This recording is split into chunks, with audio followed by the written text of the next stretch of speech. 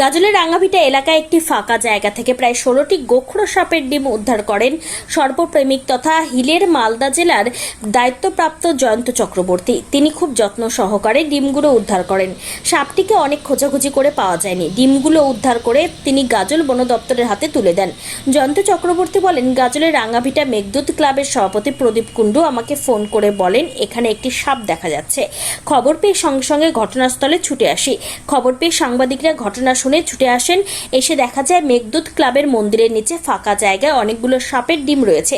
ডিমগুলো খুব যত্ন সহকারে উদ্ধার করা হয়। অনেক খোঁজাখুঁজি করে সাপটিকে পাওয়া যায়নি। তিনি বলেন প্রায় 16টি ডিম উদ্ধার হয়েছে। ডিমগুলো গাজল বন দপ্তরের হাতে তুলে দেওয়া হয়েছে। তিনি গাজল মেঘদূত ক্লাবের সদস্যদেরকে ধন্যবাদ জানান। আজ বিশ্ব পরিবেশ দিবসের দিন 16টি প্রাণ রক্ষা হলো।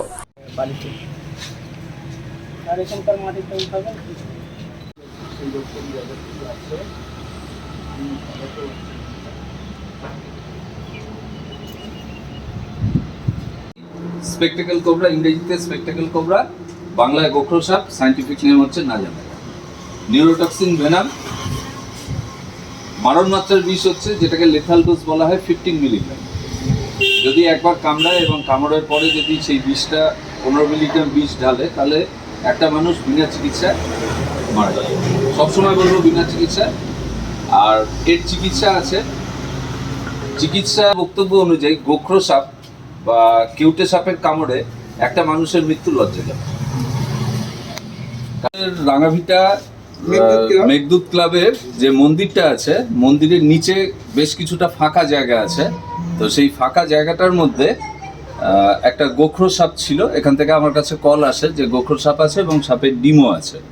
তো আমরা এসে প্রথমে ডিমটাকে দেখতে পাই এবং ডিমটাকে আমি হিলের সদস্য এবং আমাদের হিলের সদস্য বাপিদা দুজনে মিলে একসঙ্গে ডিমটাকে আমরা রেস্কিউ করে সেফ জায়গাতে রাখি এবং ফরেস্ট ডিপার্টমেন্টের সাথে আলোচনা করে নিই। ওনারা বললেন যে ওনাদের কাছে হ্যান্ড ওভার করে দিতে।